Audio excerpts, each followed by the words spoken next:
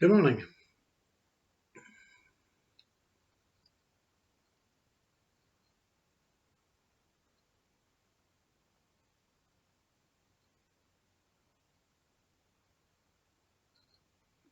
What to say?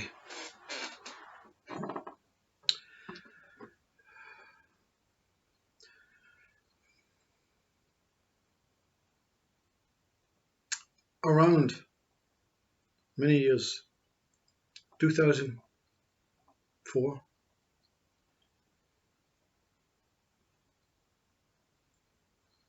this body, this mind, encountered what was to be the first sign, true sign.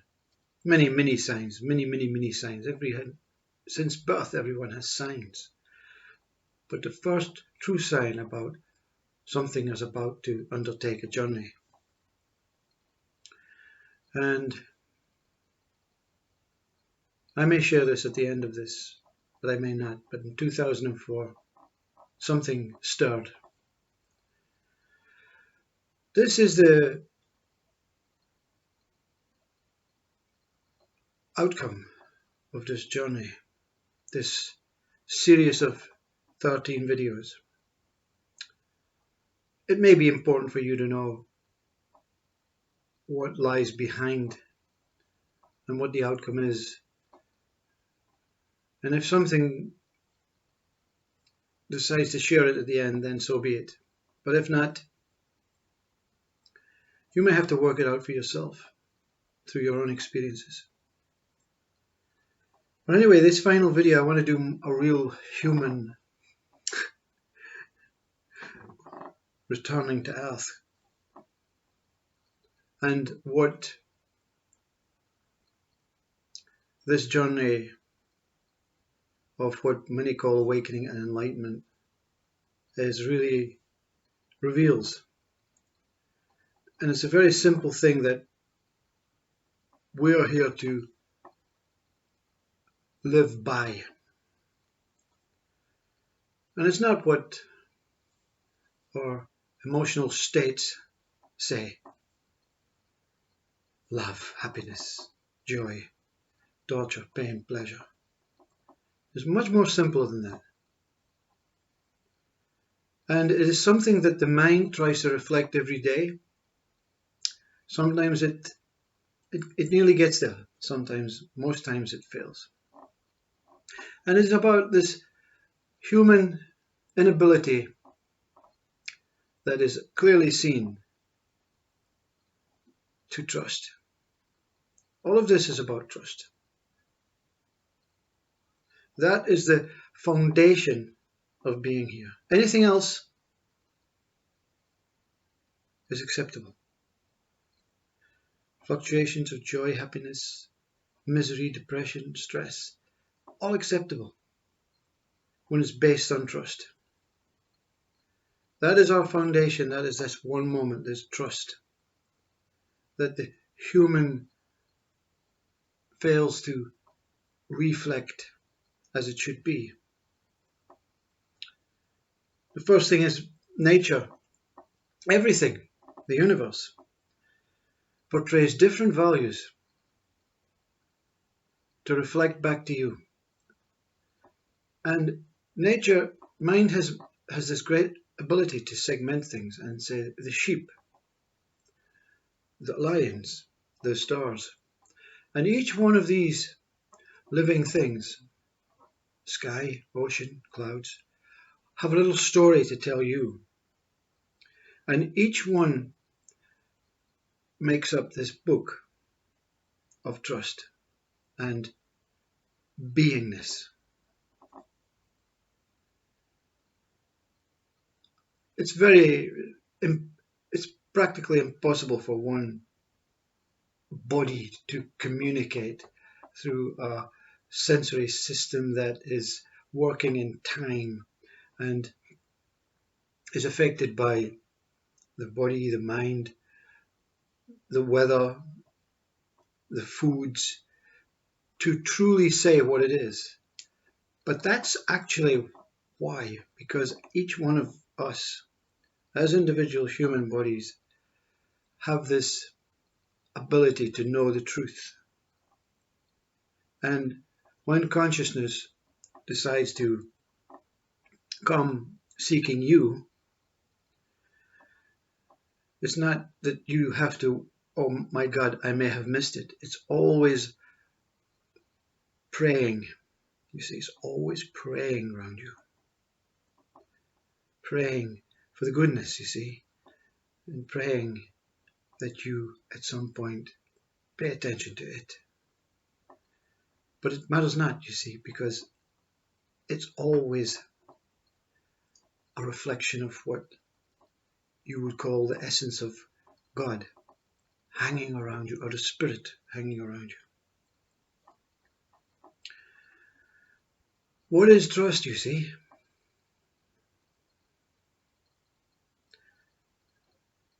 Let me tell you about a very short story that came to this mind regarding how the humans would describe trust.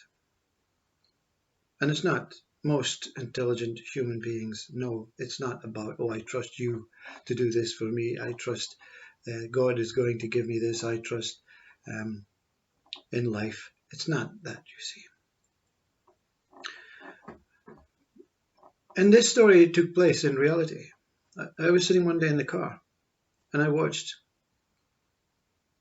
way up in the Scottish hills, having sandwiches and tea, and I watched this sheep suddenly appear from the top of this hill, very high hill. And the sheep were not there, because below the sheep was this mist, this Scottish mist that takes some time in the morning to lift. And when the mist lifted, it was quite evident that the sheep were walking down to the hill, from the top of the hill, because the mist had cleared and it now could see the fresh, lush green grass at the base. And all the sheep, one by one, followed this beautiful, lush, fresh grass. And I thought, wow, that's great, but one sheep remained at the top. And from this experience, something inside created some sort of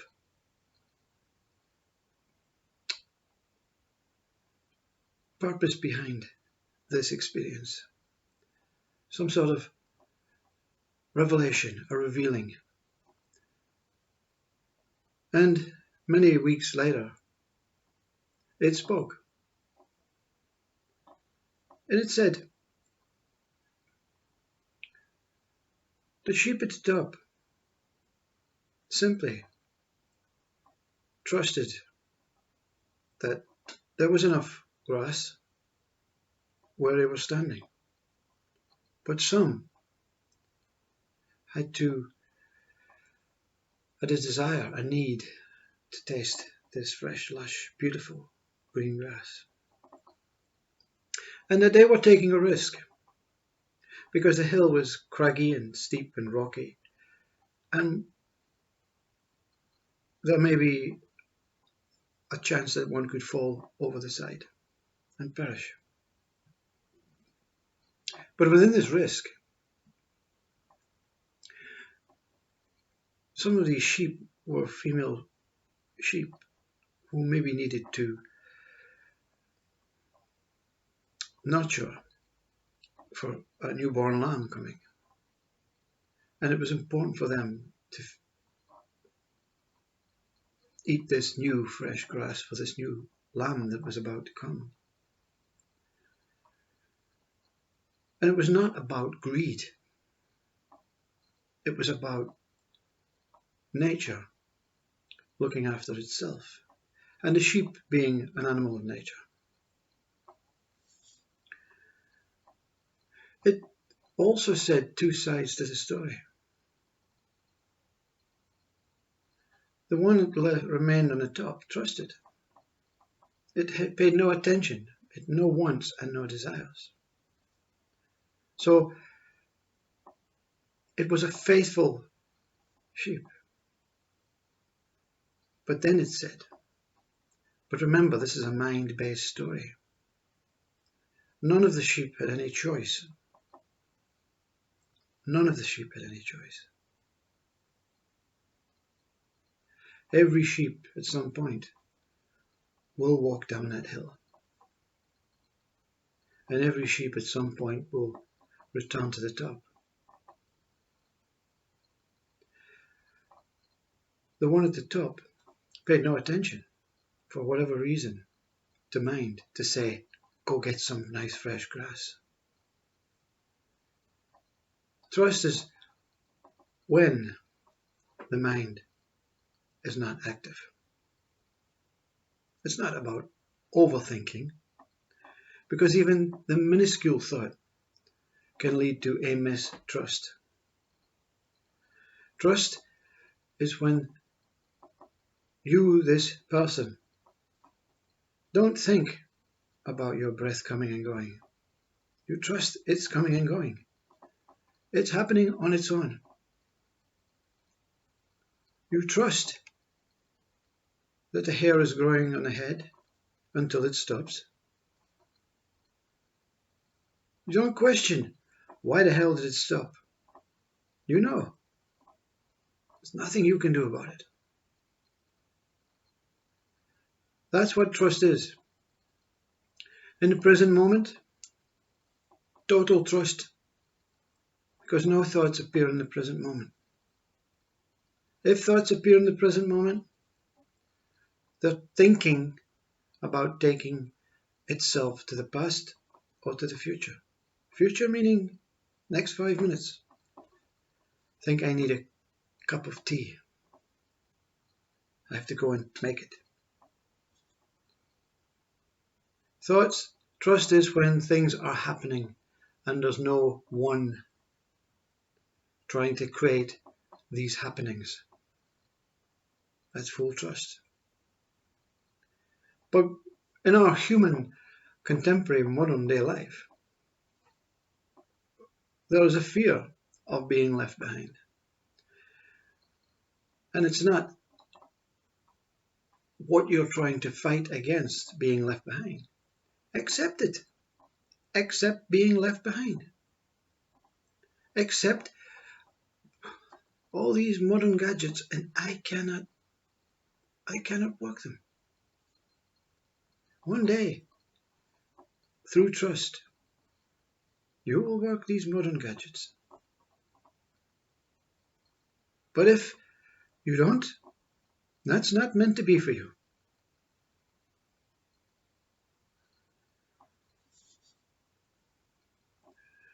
The wise old sheep at the top. Was it a fool for missing out on the lush green grass? Were the ones at the bottom the fools for taking the opportunity that they may not ever reach that top again, because their bellies may be so full through a need and a greed, not just to feed the lamb. Oh, I like this, I love this. These are both questions that question trust. Don't judge. See? Trust is when there is no judgment, no values, no measurements, no time, no competitiveness, no preferences, no opposing values, opposing states. Trust is when you are appearing in this body and that everything is operating and the operator has gone on vacation.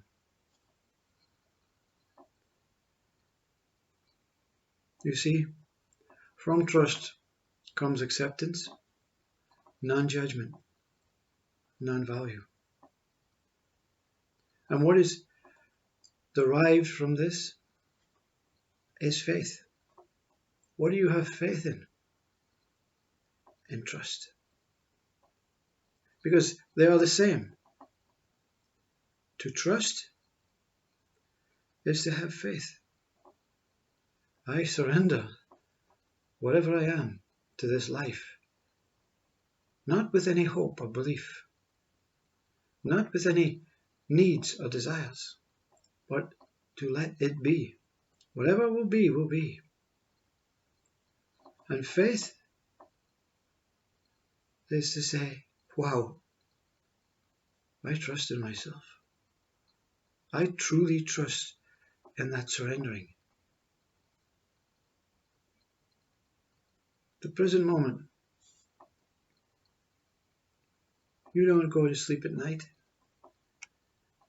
tossing and turning, wondering if you're going to wake up in the morning. You go into that pure, deep sleep, hoping that it is profoundly deep, that no dreams appear, no toilet stops halfway through the night, no headaches. And you wake up in the morning and you're grateful, not that you're still alive, because that's already out of your hands, that you're grateful that you had this beautiful sleep. And the lucky ones can switch the alarm off and turn over and have another 20 minutes.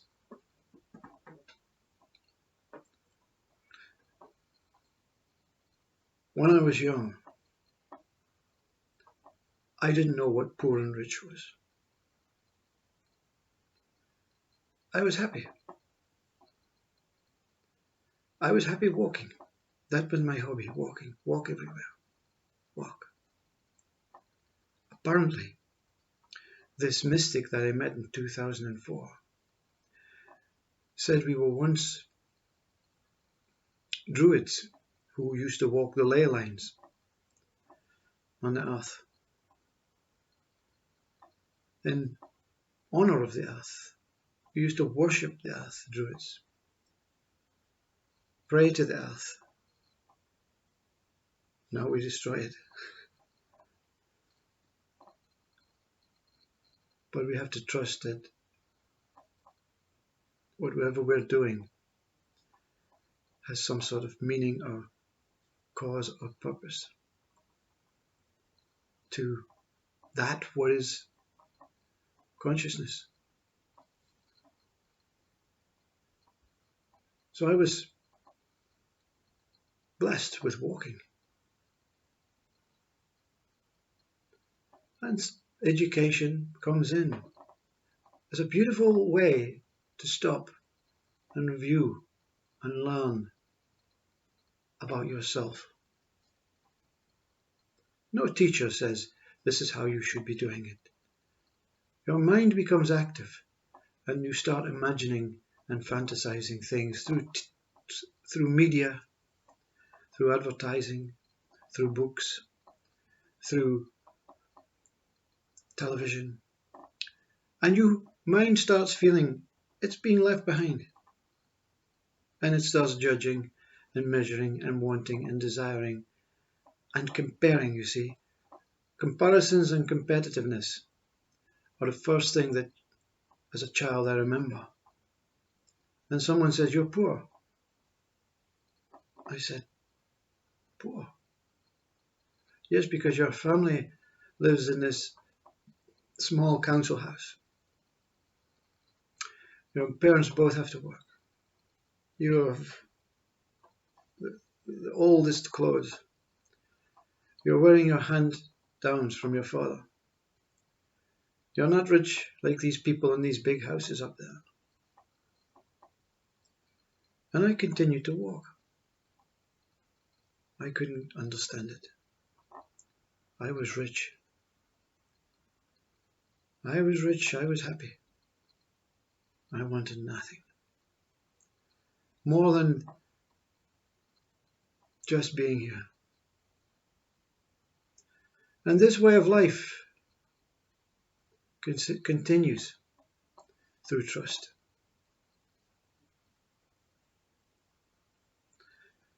Someone said one day, "You're going to die."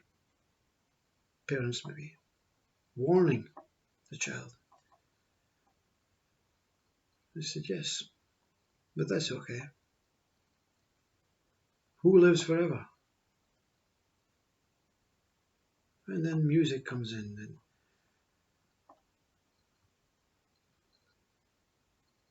you disappear away from this questioning, agitating, comparison, competitive life. And you participate. You participate. That's the sheep walking down to the luscious grass. But you're always glad to go home to the top of the hill. In whatever state, it matters not if you lose, if you win, if you simply don't participate and watch, or if you fail, succeed, you always go home. See? It's not about returning to the building with the parents. These are reflections of what returning home is. Always back to the top of the hill. Empty. The same state that you began. It was a nice journey down and a very tiring journey up. And that's our day. Morning, lovely. I want to do lots of things in the morning. I have so much energy. I had such a great sleep last night. At night, oh, I just want to go home. Everything is a reflection of truth, of trust. There is no need to seek. This one, through an inability to get back up the hill, thinking there must be more green grass further on down this hill. And you keep going down and the grass gets better and more lush. And then suddenly at the bottom there's no grass. There's only water. And the snow comes and the storms come and you have to trudge back up this hill. This is awakening and enlightenment. That's all it is. You start seeking away from what you were seeking before. Fame, glory, status, riches. Rich. I want to be rich now, you see. These thoughts have burdened this body until there's a belief that there is separation. There is a belief that there is conspiracies. There is a belief that there is a division. There is a belief that I am a failure and I must now succeed. And when you return to the top of the hill, for those who are fortunate enough, and you don't say, well, I'm not moving from this. I'm not going to get bitten again. There's a period on the top of the hill for 7 to 9 years, 7 to 9 years, not 79, where you simply consider, review, sit with the Spirit, consciousness, and God, and whoever you want to call these inner being selves, Satguru, and you sit and exchange what you want to know, and it's shared. What you need to have to continue, and it's also shared. And what is shared is, this Sadhguru says, all you need is trust. There will be mistrust in a human way of viruses, vaccinations, people robbing your house. But it's all for the good, you see. Everything is for the good. Everything is the same when you trust. Everything is that present moment. Everything is non-moving. Everything is still and silent at the top of the hill. And every now and then the mist starts clearing. And we say Maya is a veil, a mask. But it appears as when the veil is being removed. Ah, now I see. I see is meta. This I is that link between trust and no trust. Remove the I's. Remove the I want, I desire, I need, I trust. Because there is no one that trusts. There is only trust. So at the top of the hill in this 7-year, 9-year meeting, you learn that all that exists is trust. And faith, acceptance are exactly the same thing. And therefore everything that is really engaged with appears as the same thing. They say murder is a type of love, a lust.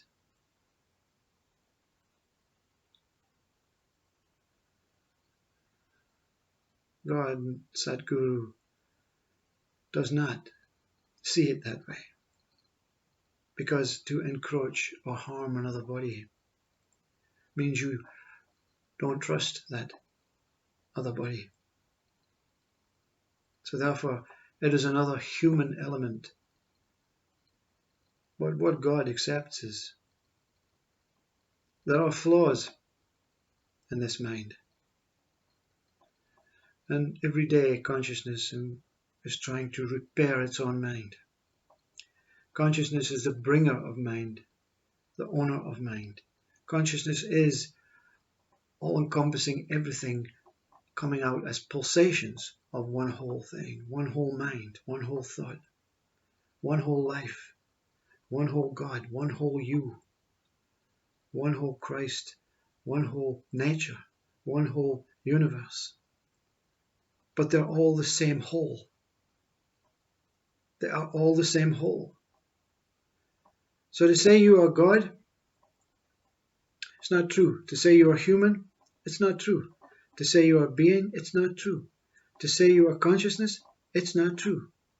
To say you are Christ, it's not true. To say you are spirit, it's not true. To say your existence, it's not true. What is truth is whole. You are whole.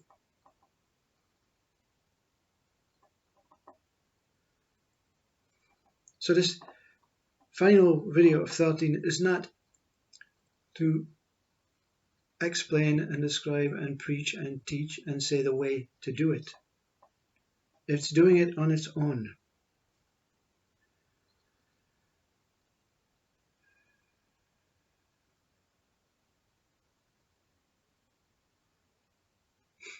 To trust is to let things be and surrender. Give up to yourself. Give up to yourself. You're not surrendering to something in the clouds, the universe. You're not surrendering to your head, your mind.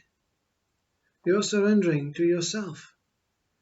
And say, what a fool. I thought I was controlling going up and down the hill.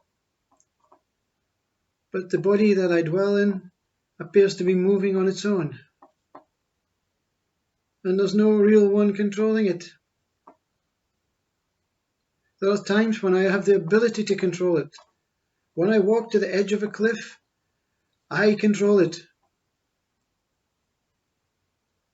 I don't continue walking. I stop and turn around. And the sheep, they don't look for more.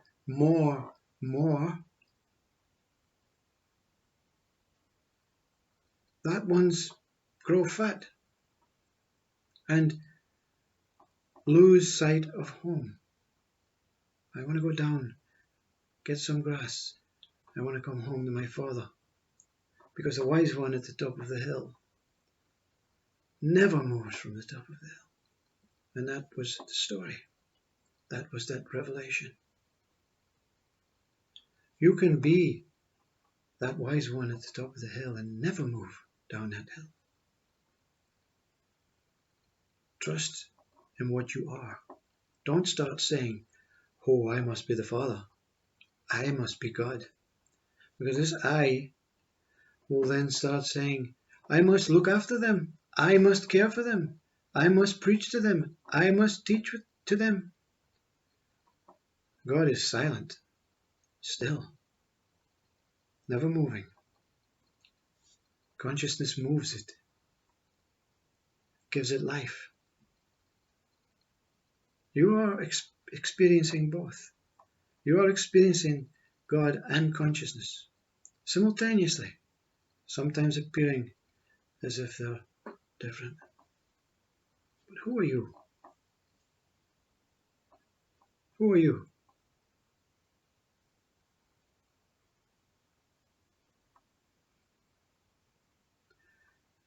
This experience in 2004, where I was this sheep at the bottom of the hill, trying to find something that I think something must recognize me for. I must have some purpose. I have to make my family more comfortable. I have to do things. Mistrust. Total mistrust.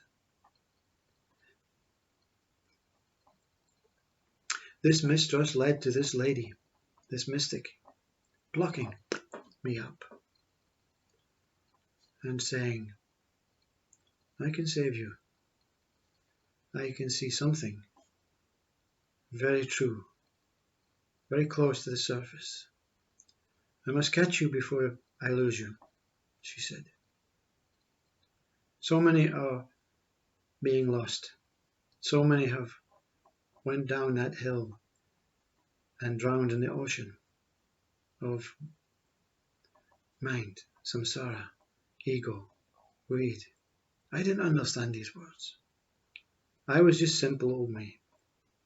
And that's what is the strength when you recognize yourself as just simple old me. She said one day, out of the blue, 12 people turned up at her house. All strangers. I don't remember why, how. But I was sitting there amongst these people I'd never seen before. And to me, they were people. And she told this story about the 12 of us being here, and she had been searching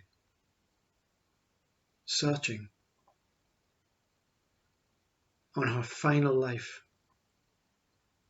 It was her final task, her final purpose, to gather those, to share the story of our beginning.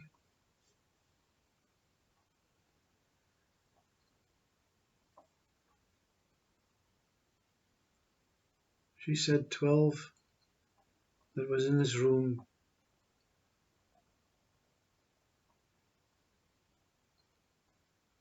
were all family. I was quite intimidated because my family's at home. She said, no, not that type of family. We were all put on. Every single human being is put on into some sort of appropriate place to overcome the 13 lives that we all live.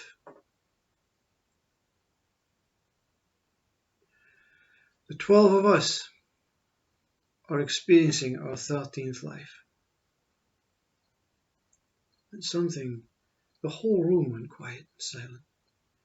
She explained our first meeting. She explained where we lived, how we lived. She explained the things that we had done wrong, the things that we had sinned against, and the things that we promised each other as we left. And she said, "You'll know when you have served a true purpose in this 13th life. Because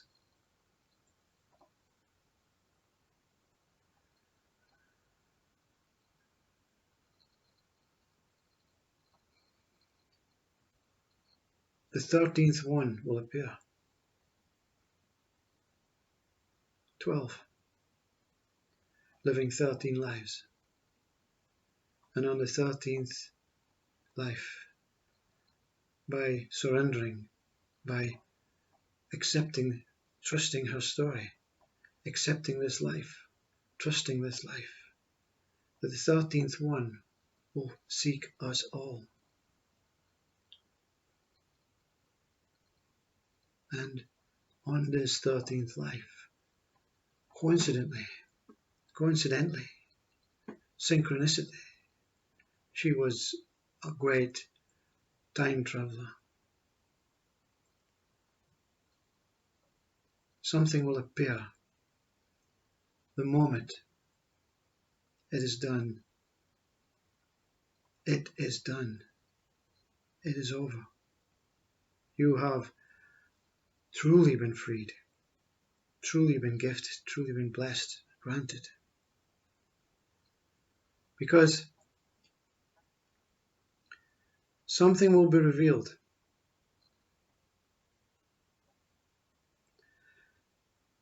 And I forgot about that meeting.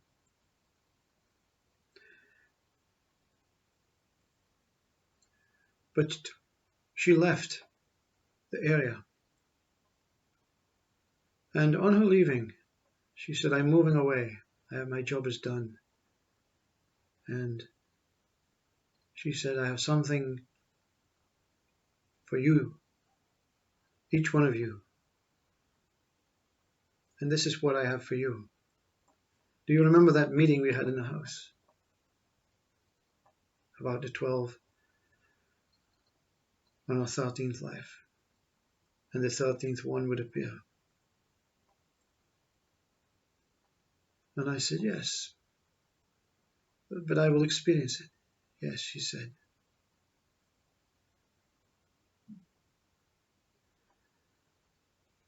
There are, in a very mysterious way, it will be revealed through a human method.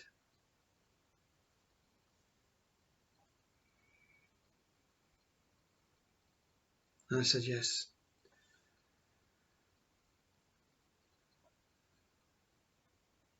She says, "I'm leaving now." And I said, "When are you leaving?" She said, "That's what I'm here to tell you. I'm leaving on the 7th of July.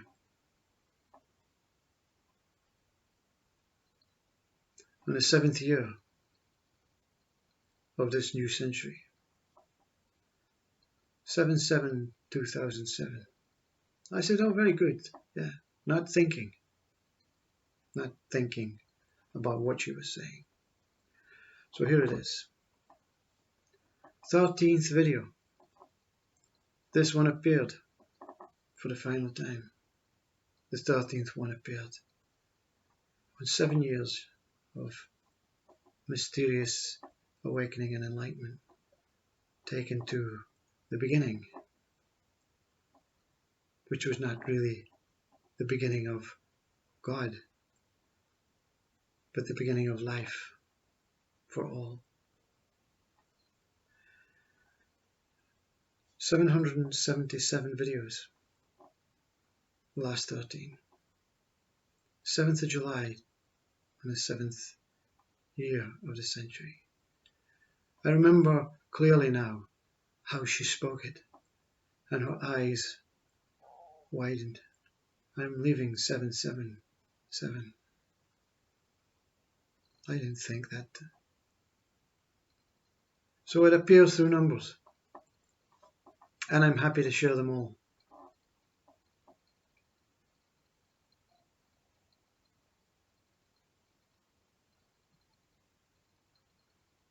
Did I fully trust in her?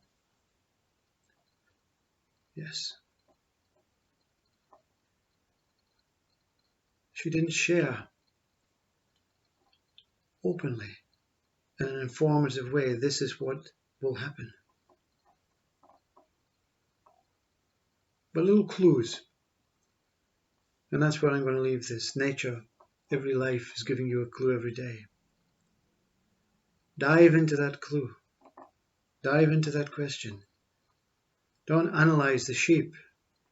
Cut them up and see what they're made of as a biologist. Analyze their behavior. Analyze the behavior of the stars. Analyze the behavior of the slug. Analyze the behavior of the wind and the clouds. What behavior do they have? They simply come, they appear, and they go. And they continue to come and go. Individually, it appears as if they stop, but they keep coming. All sheep as one keep coming and going, keep coming and going. Through trust, this will be revealed as what we already know. Our body, it may be temporary, but what we are beyond this body never stops coming and going. And if you experience this trust that you are as yourself, you can accept yourself as you are as yourself. You can have faith in yourself as you are as yourself. And you can be non-judgmental, non-desirable, non-wanting as you are as yourself. Your beautiful, profound beingness, appearing as a human, appearing as a mind, appearing as a body, appearing as a soul, appearing as a spirit. But beingness is before all that. And this before all that is here right now. Right now. In this present moment. When something stirs inside, nothing questions it. Nothing wants it to stay. Nothing wants it to go. Nothing analyzes it, judges it, measures it. But something is it. You are this nothing and this something simultaneously. Without you, nature is not possible. The universe is not possible. The earth is not possible. God is not possible. Consciousness is not possible. Because without you,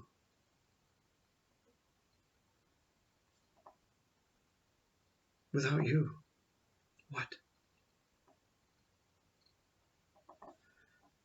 You're the most mysterious, wonderful, magical, incredible thing. So you accept that and you trust in yourself.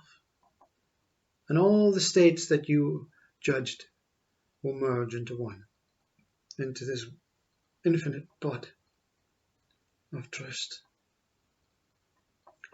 You can call it love. You can call it emptiness. You can call it peace. You can call it tranquility. I call it the one moment. That infinite one moment that never began, never ends. That I am. And when I appear in this body, I am and I am not. I am and I am not. I am and I am not. I'm up the hill and down the hill. I am not when I'm at the top. I am when I'm at the bottom. But the hill witnesses something crawling up and running down. Who witnesses the sheep at the top? That's what the revelation really was. You witnessed in your car, as a body, as a human, a sheep, the mist rising, the sheep walking down, one remaining at the top. You witnessed the top and the bottom. You witnessed the needs and the desires. You witnessed the ignorance and that trust. Who is the witness of God in consciousness? What witnesses? What witnesses itself in a body? What witnesses its mind? What witnesses its ability to walk?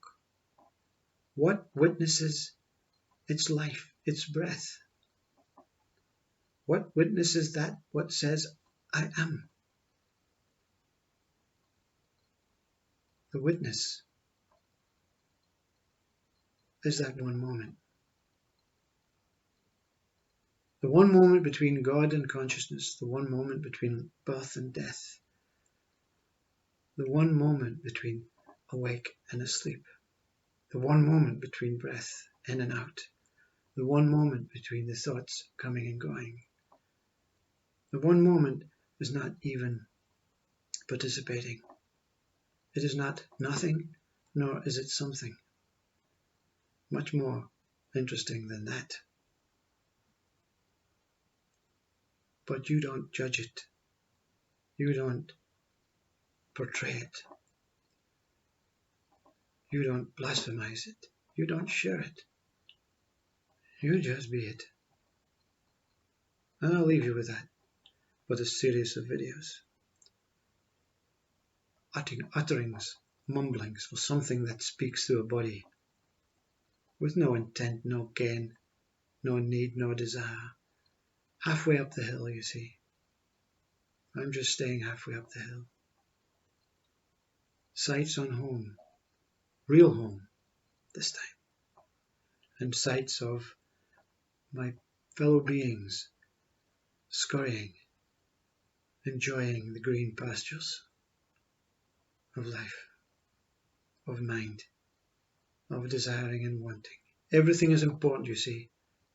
To be non-judgmental, you have to accept everything. And when you accept everything, you have true trust in everything. And then you have faith in yourself for acknowledging what I experienced. And that without surrendering and giving up everything, nothing could be revealed until that moment appeared. So everything is okay.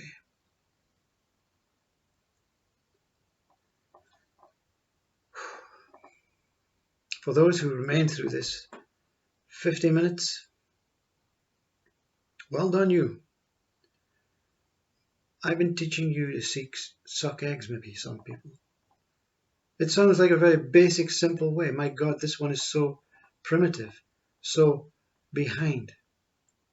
There is no one primitive or behind that sits here. There's no one that sits here. The whole sits here.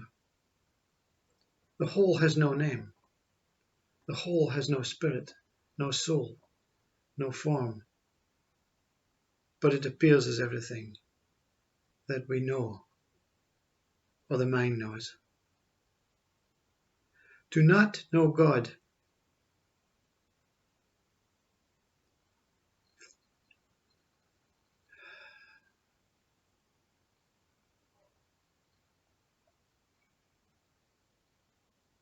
is impossible. I'm trying to find some, because when it's here, it's always here. So you accept and you expect everyone to see what you see. But then the mind comes in and says, whoa, somewhere at the bottom of the hill, Some are at the top, some are halfway. Some believe the sheep story, some believe beyond the sheep story. Some believe the sheep story is just a trivial, immature, childish story. We're all different, we're all unique, we're all waiting for consciousness to pray. So I pray for you, each one of you, I pray with wholeheartedness, in the hope that you find, or consciousness finds you. And if they don't, you're maybe not on your 13th life, you're maybe just starting. And if you are, you go down that hill, you seek, you enjoy the fruits, because I did, until something called me home.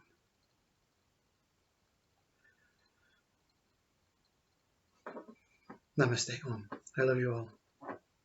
Be kind. Let's leave you with a beautiful, profound statement from Papaji.